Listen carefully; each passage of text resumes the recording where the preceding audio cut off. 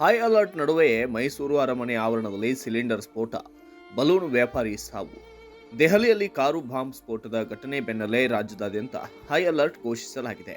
ಇದರ ನಡುವೆಯೇ ನಿನ್ನೆ ಅರಮನೆ ಮೈದಾನದಲ್ಲಿ ನಡೆದಂತಹ ಹೀಲಿಯಂ ಸಿಲಿಂಡರ್ ಸ್ಫೋಟದ ಕಾರಣ ಪ್ರಾಥಮಿಕ ತನಿಖೆಯಲ್ಲಿ ಬಹಿರಂಗವಾಗಿದ್ದು, ಮೈಸೂರು ಅರಮನೆ ಮುಂಭಾಗದಲ್ಲಿ ಬಲೂನ್ಗಳಿಗೆ ಹೀಲಿಯಂ ಗ್ಯಾಸ್ ತುಂಬುವ ವೇಳೆ ಸಿಲಿಂಡರ್ನಲ್ಲಿ ಅತಿಯಾದ ಒತ್ತಡ ಉಂಟಾಗಿ ಸ್ಫೋಟ ಸಂಭವಿಸಿರಬಹುದೆಂಬ ಮಾಹಿತಿ ರೀಟೇಕ್ ಗ್ಯಾಸ್ ತುಂಬುವ ವೇಳೆ ಸಿಲಿಂಡರ್ನಲ್ಲಿ ಅತಿಯಾದ ಒತ್ತಡ ಉಂಟಾಗಿ ಸ್ಫೋಟ ಸಂಭವಿಸಿರಬಹುದು ಎಂದು ತನಿಖೆಯಿಂದ ತಿಳಿದು ಬಂದಿದೆ.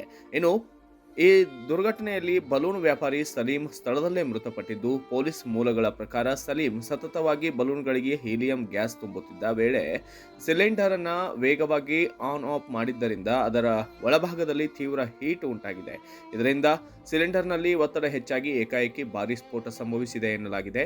ಘಟನೆ ಸಂಬಂಧ ಮೈಸೂರು ಪೊಲೀಸರು ಎಫ್ಐಆರ್ ದಾಖಲಿಸಿಕೊಂಡು ಹೆಚ್ಚಿನ ತನಿಖೆ ನಡೆಸುತ್ತಿದ್ದಾರೆ.